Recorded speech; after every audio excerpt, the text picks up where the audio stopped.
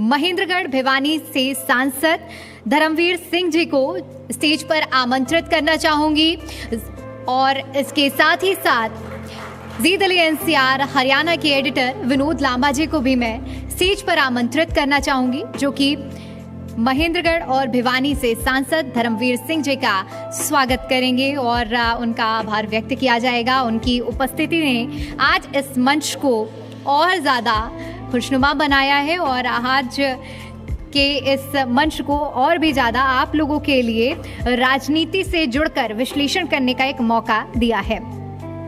और इसी के साथ साथ अब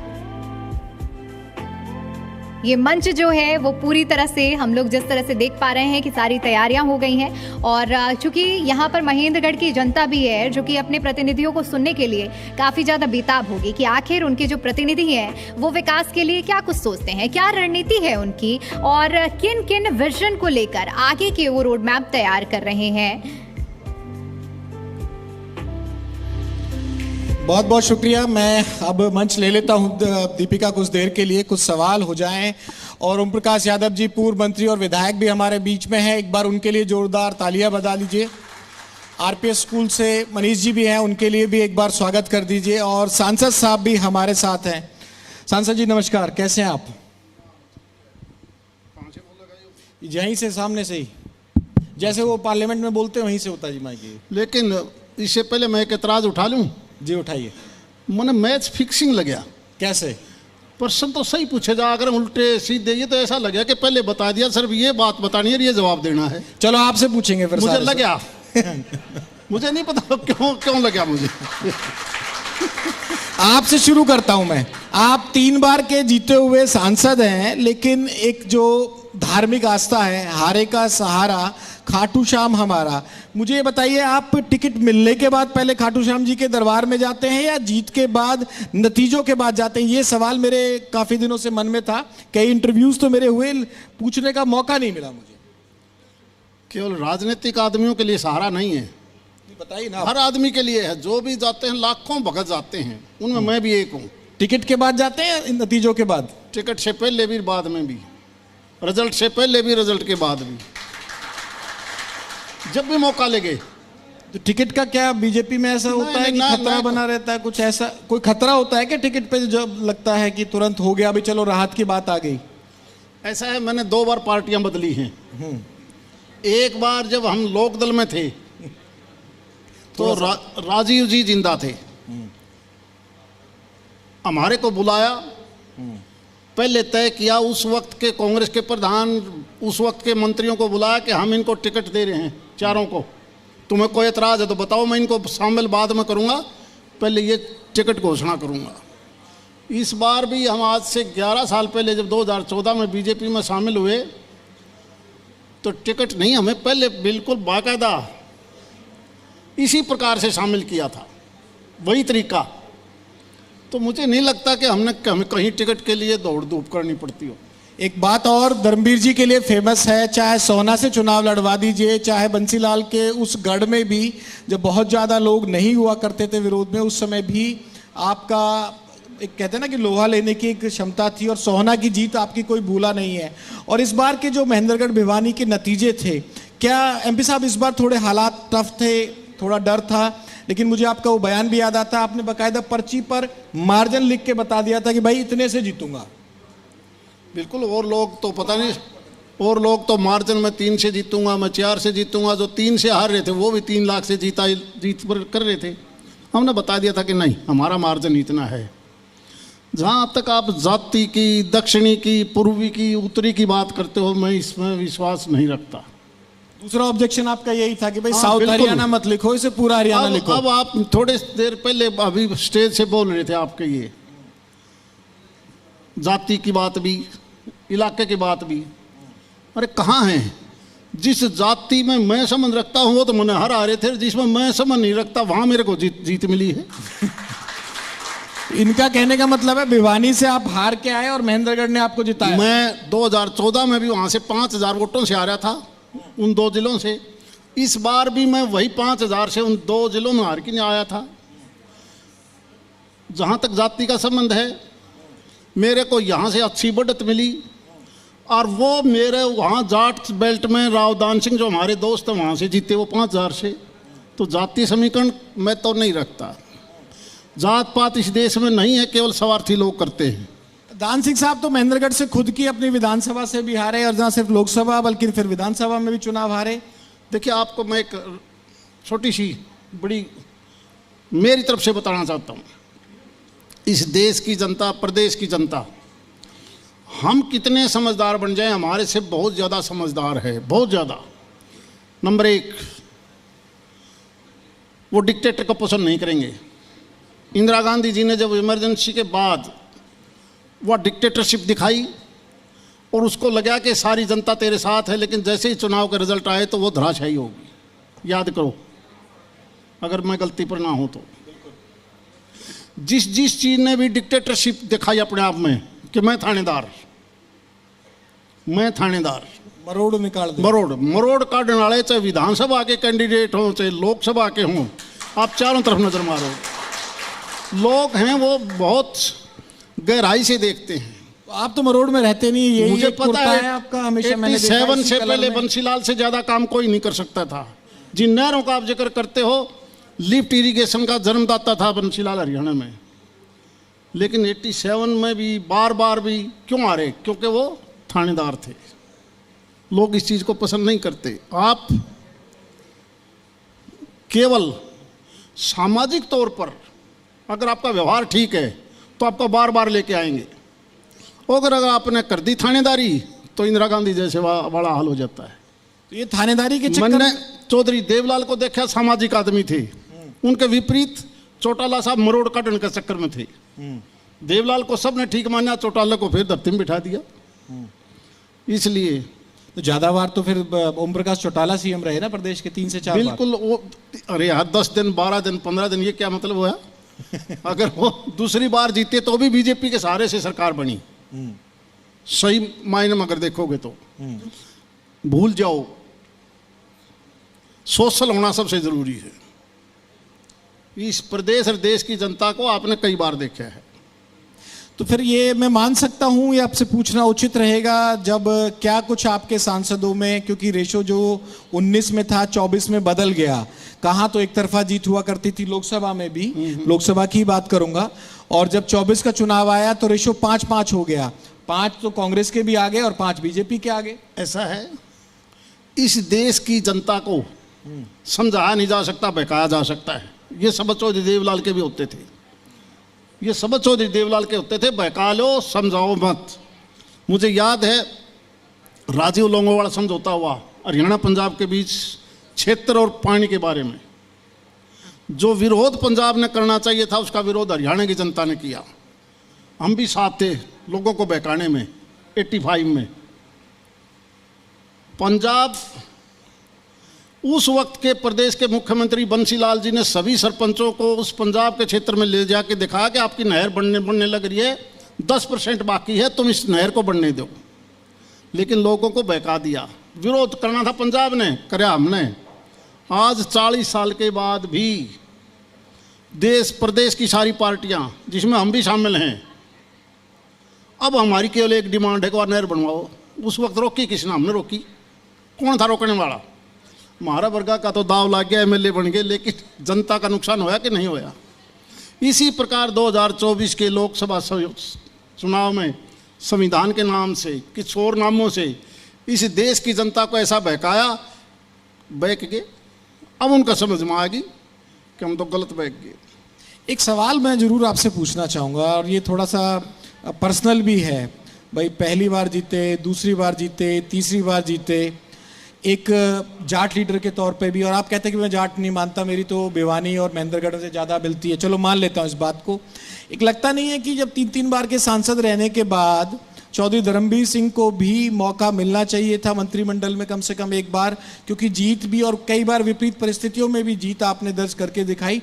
ये मलाल कहीं दिल के कोने में तो होगा या दबा चुके हैं? ये दूसरे लोगों की सोच है। क्या सोने में जाट थे? वहां तो जाट नहीं थे। जाति की बात फिर आप गलत कर रहे हो। चलो तीसरी बार के सांसद लगा लो। ठीक है, मैं तीसरी बार का सांसद हूं, 4 बार मैं प्रदेश में विधानसभा में रहा हूं। अगर मैं 7 बार बढ़ने के बाद भी मेरा पेटा नहीं भरता, फिर भी मैं चाहूँ कि मरने झंडी दो। मंत्री का कोई मलाल अरे को यार नहीं? नहीं, बिल्कुल 1% भी नहीं, 1% भी नहीं। मन से कह रहे हो आप? आत्मा से, मन नहीं, आत्मा से। इस प्रदेश में सारी 10 सीट 3 वजीर इस हरियाणा प्रदेश के बांटा रहे हैं, फिर भी हमारा पेटा नहीं भर रहा। अरे इससे ज़्यादा क्या होगा? हमारे पास तो जो जिम्मेवारी है ईमानदारी से हम उसको निभाना चाहते हैं। और जिन लोगों की इच्छा है कि मैं बार बार जीतूँ, मैं बार बार मंत्री बनूँ, बार बार मरूँ, वो उनको मुबारक, मैं इसी से खुश। फर्क कितना होता है एक सांसद के तौर पर अपने क्षेत्र का विकास करवाने में? ये तो होता होगा ना, जो जनता जाने की महेंद्रगढ़ की बैठी है, खास तौर से भिवानी मेरे तक भी से पहले विधायक जी ने बड़ा स्पष्ट बता दिया, 2014 से पहले का हरियाणा, 2014 से पहले का भारत, सड़क का मामला हो, रेल का हो, जहाज का हो, पानी का हो, एजुकेशन का हो, हेल्थ का हो, एक चीज़ नहीं सारी चीज़। सारे देश में माननीय मोदी जी ने अटल भूजल योजना चालू करी, हर जगह जोड़ तालाब नए चालू करे, प्रदेशों को पूरा पैसा दिया कि नहरों को दोबारा बनाओ, नहरों को दोबारा बनाओ। पीने के पानी के लिए हर घर में नल और जल के हिसाब से पाइपलाइन लोहे की बिछाओगे, प्लास्टिक की, सीमेंट की नहीं होंगी। और ये केवल हरियाणा नहीं, सारे देश में। हेल्थ में देखोगे, मेरी लोकसभा में छोटे छोटे 3 जिले हैं, दादरी तो बहुत छोटा जिला है, बिल्कुल 2 विधानसभा हैं, वहाँ पर भी मेडिकल कॉलेज, भिवानी में भी मेडिकल कॉलेज, महेंद्रगढ़ जिले में भी मेडिकल कॉलेज। इसी प्रकार से एजुकेशन में 10 किलोमीटर के बाद लड़कियों के कॉलेज। शिक्षा के देखोगे, कहीं IIT है, कहीं ITI है, कहीं फलां है। हेल्थ में देखोगे तो कहीं एम्स पार्ट 2 है। जिस प्रकार का काम सारे देश में, मेरे क्षेत्र में जितना हुआ है, मैं 4 दिन पहले कालका के पास वहाँ रुका हुआ था, मैंने अटेली आना था और मैं ये सोच के चला था 5 घंटे लगेंगे, 3 घंटे 40 मिनट में मैं अटेली पहुँच गया। क्या पहले पहुँच पाते थे? आप यहाँ से गुड़गांव दिल्ली जाके देखो कितना टाइम लगता है। टाइम दो, उससे पहले पहुँच जाते हैं। एक दिन सीताराम जी बैठे, पूछ के देखना। मैं 3 घंटे में आ गया फरीदाबाद मन से। में यूँ कहने लगे कि धर्मवीर तय तो बहनी चाय पीऊँगा, मैं चंडीगढ़ चालू हूँ, वहाँ आ जा, बाट देखूँ तेरी। तो ये कहीं जींद के पास थे। थोड़ी देर में टेलीफोन आया, बोला तो मुन्नत बेरा को लगा भिवानी कोट बगाव में तो दादरी क्रॉस कर गया। यार ये हालात हैं कि नहीं है? जहाँ पैरेलल 2 नेशनल हाईवे हों। और दूसरा क्या समय था, हम 2014 में लड़ा थे तो भिवानी तांदोड़ी 3 घंटे तो हमने नारनौल के लग गया करते। आपको नहीं दिख रहा? पहली दफा प्रदेश की सरकार ने जिस प्रकार से सोच समझ के, और स्टेट में भी पॉलिसी माननीय मनोहर लाल जी ने, कोई कहे ना कहे, चाहे वो नौकरी की हो, तबादले की पॉलिसी हो, फैमिली की ID हो, आधार हो, PPP मॉडल, एक ऐसी व्यवस्था कर दी प्रदेश में। और आज के मुख्यमंत्री वो रात दिन सोते ही नहीं, उन्हीं पॉलिसीज को आगे बढ़ा रहे हैं। उसका रिजल्ट ये है, आज जड़ता बढ़ता बेसिक में बोली जाओ, लेकिन बीजेपी का कोई अल्टरनेट नहीं छोड़ा इस देश प्रदेश में। इन दोनों चीज़ों में एक सवाल है। शुरुआत में जो मनोहरलाल साहब जो चीज़ें कर रहे थे, मुझे आप मना नहीं कर पाएंगे, विधायकों ने, सांसदों ने, तमाम लोगों ने विरोध किया, और ये कहकर विरोध जताया जाता था कि भाई हमारी तो कोठी खाली हो जाएगी, हमारे पास कौन पर्ची लेके आएगा। मैं भी कहनिया था। आप भी कहनिया थे? मैं भी कहनिया था। शुरू में मैं भी कहूँ था, यू क्या कर दिया, हमारा कहने को नौकरी कौन ठल्ला दंदा। लेकिन बाद में जब वो रिजल्ट आए, हमें हैरान रह गए कि यार इससे बढ़िया काम तो हो ही नहीं सकता। हम खुद कह रहे थे, लेकिन सच्चाई यह है कि वह पॉलिसी माननीय मोदी जी ने सारे देश में लागू करी, और उसका फायदा हमें बिल्कुल योजनाबद्ध तरीके से कैसे काम हो सकता है। पहले की सरकारें अपने अपने क्षेत्र में काम करवाती थी, मेरा क्षेत्र, मेरा लोकसभा, मेरी विधानसभा, जिले वाइज। और अब सबका साथ सबका विकास। जितना काम अम्बाड़ा में है उतना महेंद्रगढ़ में मिलेगा, जितना रोहतक में है उतना नांगल चौधरी में मिलेगा। अफसरशाही हावी होने के तो आरोप लगते हैं अब भी सरकार और पे। दूसरी चीजें नहीं, संविधान की जब ओथ लेते हो तो संविधान के प्रति समर्पित रहना पड़ेगा। सिफारशी तंत्र विकसित देशों में नहीं है कि सिफारिश पर बदली कर दो, सिफारिश पर डॉक्टर को टेलीफोन करोगे, सड़क के करोगे, और जब योजनाओं के हिसाब से पैसा लगेगा सिफारिश की जरूरत ही नहीं। ना अफसर की जरूरत, ना एमएलए एमपी की जरूरत। यानी ये देश अगर 2047 तक विकसित देश बनाना है तो मात्र योजनाबद्ध तरीके से काम करोगे तो ही देश आगे बढ़ेगा। एक आपने छेड़ ही दिया हरियाणा का, फिर मैं आपके क्षेत्र पे और पूरी आपकी लोकसभा पर आऊंगा। एक सवाल का जवाब जरूर देते जाइए, सब मुद्दों पे आप बात कर रहे हैं, ठीक है। नायब सिंह सैनी साहब मिलनसार व्यक्ति हैं, उनके घर के दरवाजे खुले रहते हैं, लेकिन रणदीप सुरजेवाला साहब क्या कहते हैं कि भाई उड़न खटोला से नीचे नहीं उतर रहे, हंसी मजाक करते रहते हैं, हंसी मजाक से काम चलता नहीं। लॉ एंड ऑर्डर की इतनी बेकार व्यवस्था हो चुकी है, यमुनानगर की देख लीजिए, बाकी जगह देख लीजिए, जो ठेके होते हैं आबकारी वाले वो नहीं उठ रहे, रोज मर्डर हो रहे हैं। लॉ एंड ऑर्डर का दिवाला निकल चुका है प्रदेश में। ये विपक्ष लगातार बार बार आप लोगों की सरकार से पूछ रहा है, जिस सरकार की आप पीठ थपथपा रहे हैं। ठीक है, 142 करोड़ का देश, इसमें कोई दो राय नहीं कि हर आदमी बहुत जल्दी में है कि मैं भी पैसे कमा लूँ, बगैर काम करे मुझे कैसे मिलेगा, इस मेरा हक, उसी का नतीजा है। और उसी का नतीजा आप हिंदुस्तान में नहीं देख रहे, पाकिस्तान हो, यूक्रेन हो, रूस हो, कितने देश हैं एक दूसरे को ऊपर अटैक करके धाराशाही कर रहे हैं। ये हो दौड़ लगी हुई है दुनिया में, उसके बावजूद ये मान के चलिए कि जिस प्रकार से हम फिर भी बचाव कर पा रहे हैं। हाँ, ये सही है कि कुछ एक जगह कहीं ना कहीं लॉ एंड ऑर्डर के बारे में इस प्रकार की शिकायतें हैं। मुझे उम्मीद है, क्योंकि इस प्रदेश का डीजीपी मिस्टर कपूर मैं मानता हूँ सबसे ईमानदार और मजबूत अधिकारियों में से है, और मुझे लगता है कि आने वाले समय में, क्योंकि कई बार हम पॉलिटिकली बहुत गलत निर्णय लेते हैं, और मैं खुल के कहना चाहता हूँ, उदाहरण के तौर पर पिछले दिनों हिसार में पुलिस की गलती नहीं थी, पुलिस के ऊपर अटैक किया जाता है, और उसी अटैक के बाद जब वो गिर जाता है तो पुलिस पर ही कार्रवाई कर बैठते हैं हम, पुलिस डिमोरलाइज होता है ऐसे ही। मुझे आज भी याद है, जब मैं मंत्री था तो मेरा एक गनमैन होता था, मेरा नाम था नरेंद्र। वो जींद में इसी प्रकार से एक मोहल्ले के अंदर झगड़ा हो गया जी, और वो रात को फोर्स लेके चला गया, खुद वो थानेदार था, ऊपर से किसी ने ईंट मारी, वो एक्सपायर हो गया। अब फोर्स को अगर डिमोरलाइज करोगे कि तू क्यों गया, एक तरफ हमने भेजने पड़ते हैं और दूसरी तरफ हम उनको डिमोरलाइज कर बैठते हैं, तो वो चीज़ अच्छी नहीं है। आपको ये लगता है कि ये कहीं ना कहीं करप्ट अधिकारी है तो उसके खिलाफ कार्रवाई करिए, जो अनएफिशिएंट है उनके खिलाफ कार्रवाई करिए, लेकिन पुलिस का कंप्लीट मनोबल अगर गिरा दोगे तो लॉ एंड ऑर्डर ठीक नहीं रहेगा। 11 साल करीब करीब हो चुके हैं, साउथ हरियाणा की बात हो रही है, लेकिन मैं पूरी लोकसभा की आपसे जरूर सर बात करना चाहूँगा। कई बार मुलाकात दिल्ली कोठी पर होती है और आप बेबाकी से तमाम बात भी रखते हैं।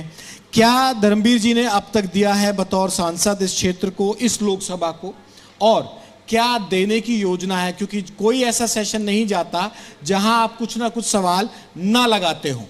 हम केवल, हमारी जो सोच है वो दो प्रकार की है। हम एनसीआर रीजन में हैं, हमारी गुड़गांव फरीदाबाद की तुलना में ज़मीन सस्ती है। यहाँ बहुत आने वाले समय में, क्योंकि कनेक्टिविटी सड़क और रेल की हमारी बहुत अच्छी हो चुकी है, इंडस्ट्रियलाइजेशन के लिए इंडस्ट्रियल हब कैसे बने, चाहे वो लॉजिस्टिक हब हो या हमारी साथ में खुडाना के अंदर जो हमने मंजूर करवाया था, जो इसके अभी तक हम चालू नहीं कर पाए, इसी प्रकार की कोशिश हमारी होगी कि इंडस्ट्रियल जोन पूरी तरह से आईएमटी बन के तैयार हो, लोगों को रोज़गार मिले। क्योंकि रोज़गार के अंदर हमें केवल और केवल दिल्ली नेशनल कैपिटल है, एयरपोर्ट है, रेलवे कनेक्टिविटी हमारी बम्बई से भी बहुत ठीक होगी, उत्तरी भारत का 5 प्रदेशों से यहाँ से सामान ले जा सकता है। यहाँ इस प्रकार की इंडस्ट्री लाने की हम सोचेंगे जिससे यहाँ लोगों को रोज़गार मिले। और क्योंकि इंफ्रास्ट्रक्चर जब तेज़ी से बढ़ता है तो वही ज़मीन के रेट 4 गुना बढ़ जाते हैं। जो ज़मीन इंटीरियर में है वो आपको अगर 20 लाख रुपए किला मिलेगी तो हाईवे के ऊपर जाओगे तो 2 करोड़ रुपए रेट हो जाता है। लोगों को हमने आगे बढ़ाना है, और एजुकेशन के नाम पर मैं ये मानता हूँ मेरी लोकसभा क्षेत्र सबसे ज़्यादा टैलेंट है यहाँ, सबसे ज़्यादा। इसलिए आप देखोगे फौज में भी इस इलाके के लोग सबसे ज़्यादा मिलेंगे, रक्षा के नाम पर, खिलाड़ी के नाम पर, किसान जो खेती पैदा करता है उसके नाम पर, और एजुकेशन में हमारे बच्चों के नाम पर। पिछले कई साल से जिस प्रकार से केवल सरकारी स्कूल नहीं, प्राइवेट सेक्टर के भी जितने हमारे यहाँ स्कूल हैं और जिस प्रकार से दिन रात मेहनत करवाते हैं वो, उसी का नतीजा है कि हम टॉप के एरिया में जाते हैं। हमारा नाम दक्षिणी भारत में भी कहीं ना कहीं ऊपर चला जाता है। इन स्कूल के जो हमारे साथी पूरी तरह से जो लगनशील हैं, और मैं तो मानता हूँ सरकारी स्कूल की तुलना में प्राइवेट स्कूल यहाँ ज़्यादा मेहनत करवा रहे हैं। घर का कोई ऐसा बच्चा नहीं जो स्कूल में ना जाता हो। 2-3 योजनाएं जो अभी आपने इस क्षेत्र के लिए, इस लोकसभा के लिए सोच रखी हो, वो भी आपके माध्यम से पहुंच जाए लोगों तक। मैं तो ये कहना चाहता हूँ हमारा सबसे ज़्यादा फोकस रहेगा इंडस्ट्री के ऊपर, ताकि लोगों को रोजगार मिले। उसके लिए क्या करेंगे? कोई मदर यूनिट लाने की कोशिश करेंगे? हाँ, पूरी कोशिश है हमारी। कोऑपरेटिव सेक्टर की मिले, एग्रीकल्चर सेक्टर में मिले, कोऑपरेटिव में जैसे दूध की मिल जाए हमें। हमारी यही कोशिश है कि हम कोई ना कोई ऐसी चीज़ लेके यहाँ पर आएँ। और बड़े बड़े व्यापारी इस क्षेत्र के, कोई बम्बई रहता है, कोई सूरत रहता है, कोई राजकोट रहता है, कोई कलकत्ता रहता है, हम उनसे भी मिलते जुलते रहते हैं। उनके लिए हमारी एक छोटी सी अधूरा काम है। उम्मीद करता हूँ कि वो अधूरा काम इसमें हमारा पूरा हो जाएगा। हम चाहते हैं कि हमारा जो द्वारका रोड है गुड़गांव में, एयरपोर्ट के पास जो जाता है, उससे कनेक्टिविटी अगर हमारी बाढ़ तक आ जाए तो हम नेशनल हाईवे से हमारी कनेक्टिविटी हो जाएगी इस क्षेत्र की सारे की। उसके बाद क्योंकि एयरपोर्ट हमारा इंटरनेशनल एयरपोर्ट है, वहाँ से अगर कनेक्टिविटी मात्र 1.5-2 घंटे में होगी तो हमारी इंडस्ट्री को बहुत तेज़ी से आगे बढ़ सकती है। एक सवाल सर साउथ हरियाणा पे ले ही लीजिए। साउथ हरियाणा का जिक्र है। साउथ हरियाणा को भाजपा पसंद है, या फिर कहें भाजपा की तीसरी बार की सरकार का जो पिलर है वो साउथ हरियाणा के बिना कंप्लीट नहीं होता, क्योंकि ये एक ऐसा गढ़ बन चुका है, यहाँ के दम पर लगातार सरकारें बनती हैं। और भाजपा की सरकार तो खास तौर से अगर साउथ हरियाणा साथ ना दे, ये राव साहब भी अपने मंचों से साफ तौर पर कहते हैं, क्योंकि विधायकों की संख्या इस तरह की है। ये ऐसा क्या खास है कि जो बीजेपी का गढ़ साउथ हरियाणा लगातार और हर बार मजबूत होता जा रहा है? इस हरियाणा में 2 प्रकार की मिट्टी हैं। दूसरे डाल के तो मिट्टी को अलग रूप लेते हैं, मैं दूसरी तरह लेता हूँ। एक है नरम मिट्टी, एक है काली और सख्त मिट्टी। और सख्त मिट्टी में हमेशा सख्त आदमी पैदा होते हैं, वो थोड़ी थोड़ी टाइम पर एजिटेशन कर लेते हैं, नकारात्मक सोच ले आते हैं। ये जो नरम मिट्टी हमारी दक्षिणी हरियाणा में, यहाँ का आदमी भी नरम मिलेगा, देश भगत मिलेगा, राष्ट्र के विकास के लिए सोचता है, इसलिए इन्होंने सारे ने बीजेपी के हक में जाते। तो सोनीपत, रोहतक, हिसार सबकी हार का आपने नरम मिट्टी और गर्म मिट्टी मैंने मिट्टी का रूप बताया। आपका राजनीति में कई लोगों से वास्ता रहा है, कई लोगों के साथ आपने कहा अलग अलग दलों की राजनीति की, और सोहना वाली भूल मैं जो आपकी जीत थी मैं उसे भूलता नहीं हूं।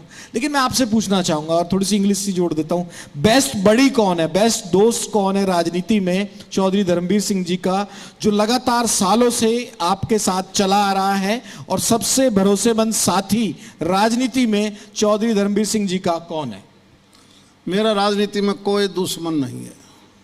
मैं दोस्त नहीं, मैं कहता कोई दुश्मन नहीं है।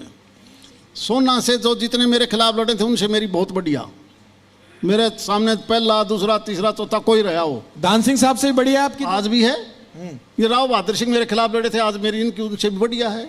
कभी बंसीलाल परिवार की मेरी कभी नहीं बढ़ती थी, आप किरण हो, श्रुति हो, मेरी बहुत बढ़िया है। स्वागत किया मेरी लोकदल वालों से सभी से बढ़िया है। मुझे कोई आदमी नाम नहीं आता जिसने मैं यूं कहूँ कि मेरे यू खिलाफ सर मैं इसके खिलाफ हूँ।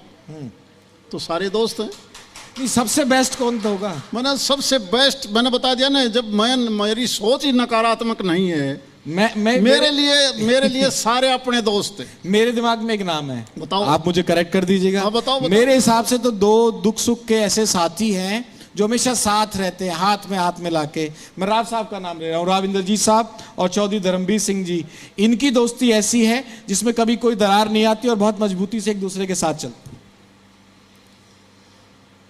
अगर आप सही ईमानदारी से पूछोगे, आज के दिन मैं और राव साहब सबको पता है कि हम अच्छे दोस्त हैं और एक दूसरे के साथ रहते हैं। एक समय दूसरा भी था, मैं बता देता हूँ, मुझे कोई हिचक थोड़ी है। जब हम कांग्रेस में थे, उससे पहले हम लोकदल में थे, तो लोकदल में मेरी नरवीर की दोस्ती थी, लोकदल में। उसके बाद जब हम कांग्रेस में थे तो हम इकट्ठे मीटिंग करते थे राव साहब के फार्म हाउस पर। और वो मीटिंग होती थी जिसमें वीरेंद्र सिंह भी, हुड्डा भी, राव साहब भी, सारे के भैया सरकार बनेगी कांग्रेस की, ये बात है 2000 के आसपास। इसलिए हमने राजनीति की ताकत इधर लेके आनी है। लेकिन वो मुख्यमंत्री क्योंकि हुड्डा साहब बन गए फिर, और मेरे को बाडड़ा से जब चले भेज दिया सोना, जब मेरे को बाडड़ा से सोना भेज दिया तो मुझे भी नहीं पता था कि मैं सोना जा रहा हूँ क्या। मुझे डेट भी याद है, 25 तारीख लास्ट नॉमिनेशन की डेट थी, और 25-24 की रात को मेरे को 11 बजे बताया कि एक दिन बाकी है, सोना से फार्म भरोगे। और मैंने वहाँ जाके, मतलब सोना के गांव का नहीं पता था, मैंने सुबह सुबह फिर राव साहब से टेलीफोन किया कि राव साहब मैं मिलना चाहता हूँ। बोले धर्म के फायदा मिलने का, मैं तो तेरे खिलाफ हूँ। मैंने कहा जी मेरा फर्ज बनता था, मैंने टेलीफोन कर किया है। बिल्कुल सही बात है। ना तो उनने पूछी तू कैसे आया, उनका दिमाग में थी कि धर्मवीर हुड्डा का कहने तो आ गया। मेरी उनकी 3 साल कोई बात नहीं हुई। एक दिन हम शिमला बैठे थे, वो भी जा रहे थे, मैं भी जा रहा था, तब वो दोनों की बात खुली कि तू कैसे आया। मैंने कहा मेरे को तो हराने खातिर भेजा था। अरे बोले मन ने सोची तू मेरा दुश्मन आ बैठा, मेरे आदमी टिकट कटवा दी। तब से हमारी दोस्ती होगी, वो दोस्ती बिल्कुल पक्की होगी। ये एक सवाल का जवाब, और आप इसे दरकिनार नहीं कर पाओगे। मेरे ही इसी माइक आईडी पे, जी मीडिया पर ही आपने मुझे एक बयान दिया था, लोकसभा चुनाव की थी कोशिश उस समय। आपने कहा था कि विनोद ये मेरा आखिरी चुनाव होगा, बहुत बार लड़ लिया और ये तो मैं आखिरी बार दाव कर रहा हूँ, आगे की आगे देखी जाएगी, ये मेरा आखिरी है। अब मैं आपकी इजाज़त से सवाल पूछने वाला हूँ, क्या परिस्थिति, क्या मूड चौसाब का बदला है, या फिर जो आपने मुझसे करीब करीब 8 महीने 10 महीने पहले कहा था उसी बात पे आप कायम हैं? 70 साल का हो गया, 4 साल चुनाव के पड़े हैं, फिर भी जब मेरा पेट नहीं भरा तो फिर भरे भी कौन नहीं, फिर नहीं भरेगा। जब कभी ना कभी सामाजिक सेवाएं, आदमियों के बीच में बैठ के भी सारी सर पर सारा बोझ क्यों उठाई हंडो। और बहुत क्षेत्र हैं जहां आप बैठ के काम कर सकते हो। तो मतलब ये आपने लड़ लिया? देखो भाई, अपनी तरफ से देखो, पार्टी मेरे सिर माथे है, पार्टी के आदेश 100% मानूंगा, लेकिन कहीं ना कहीं आदमी आराम करने की सोचता है। 3 बार सांसद बनने के बाद बात 3 की 4 की नहीं, जब मैं टोटल 7 मैं फिर वही पूछूंगा, वो पोर्टफोलियो पूरा नहीं होता ना जब तक उसमें मंत्री ना लिख जाए। वो महाराज जिसका मन करे उसने बढ़वा दो, दिवा दो। बहुत बहुत धन्यवाद। बहुत बहुत धन्यवाद। सांसद जी हमारे बीच में रहे और जिस बेबाकी से सवाल पूछे गए और उनका जवाब, उम्मीद करती हूँ कि हमारे सारे जो यहाँ पर मेहमान हैं उन्होंने उन अंदाज़ों को भापा होगा और सुना होगा। हमारे बीच में कुछ खास मेहमान भी हैं जिनको मैं चाहूँगी कि सांसद जी और हमारे एडिटर सम्मानित करें। मैं सबसे पहले स्टेज पर बुलाना चाहूँगी डॉक्टर विनीत यादव जी को, जो कि विजय हॉस्पिटल के संचालक हैं। जोरदार तालियों के साथ स्वागत करिए।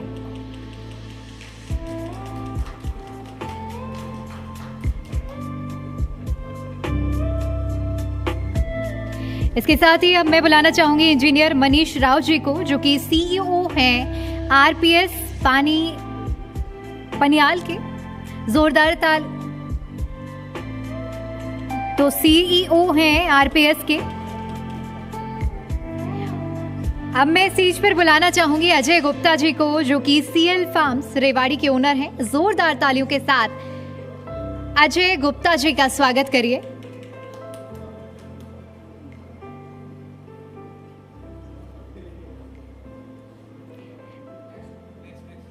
कर्णपाल यादव जी भी हमारे बीच में मौजूद हैं, पंचायत समिति के चेयरमैन हैं नानगल चौधरी के। जोरदार तालियों से उनका भी स्वागत करिए।